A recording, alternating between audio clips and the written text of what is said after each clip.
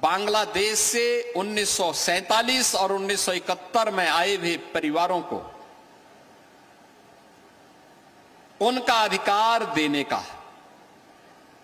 याद करिए, ये पापी पाकिस्तान अपने कर्मों से पहले भारत का विभाजन किया और फिर पाकिस्तान के भी टुकड़े हुए हैं।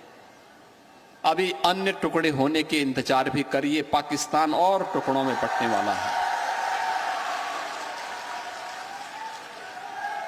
लेकिन उस पापी पाकिस्तान के पाप की सजा मिली किसको? वहां रह रहे हिंदुओं को, सिखों को, बौद्धों को, जैनियों को, सिखों को, पारसियों को, ईसाइयों को, क्योंकि उनके यहां किसी अन्य जाति के लिए कोई अस्तित्व नहीं है।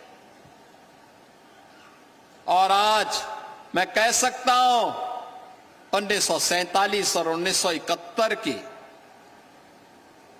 उस विभाजन और उस त्रासदी के उपरांत जो लोग विस्थापित होकर के दर दर की ठोकर खाते हुए यहां पर बसे थे, ऐसे 1000 से अधिक परिवारों को आज यहां पर भौमिक अधिकार देते हुए मुझे गौरव की अनुभूति हो रही है कि आज इन बंगाली बंधुओं को उनका अधिकार हम उपलब्ध करवा रहे हैं। आप देखो पाप किस हद तक बोलता है।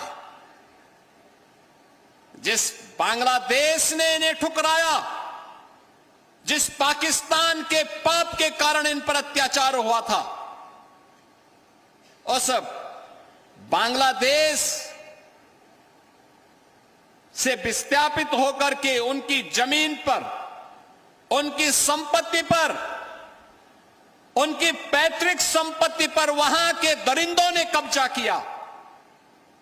और कांग्रेस का पाप देखो, आपका अधिकार तो लिया, आपसे वोट तो लेते रहे, लेकिन कभी आपको मालिकाना अधिकार नहीं दिया। आपकी पहचान छुपाने के लिए गांव का नाम भी मियापुर रख दिया।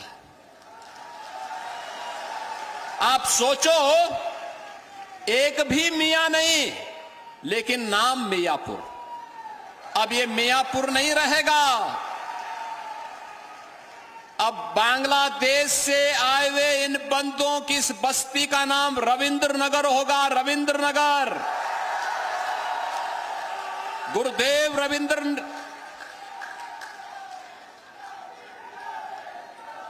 बहनों और भाइयों, भारत को राष्ट्रगान देने वाले गुरुदेव रविंद्रनाथ ठाकुर के नाम पर अब आपकी पहचान होगी रविंद्र नगर के रूप में। बंगाल की भूमि तो भारत की आध्यात्मिक और विरासत की भूमि है।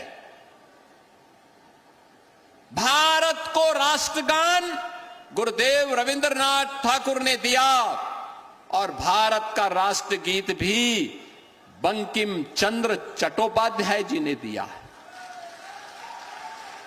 यह वर्ष राष्ट्रगीत वंदे मातरम के 150 वर्ष पूर्ण होने का वर्ष है। और इस वर्ष में आपको अपने जिस जमीन पर आप आज से दशकों पहले आकर के बस रहे थे, लेकिन मालिकाना अधिकार नहीं मिला था, आज ये मालिकाना अधिकार, उस भूमि का आपको प्राप्त हुआ है। इस अवसर पर मैं आप सबको हृदय से बधाई देता हूं, अपनी शुभकामनाएं देता हूं। और दशकों पूर्व जो वायदा आपके साथ, अधूरे वायदे आपके थे, आज मोदी जी की ओर से उसको पूरा करने के लिए मैं आपके बीच आया हूं।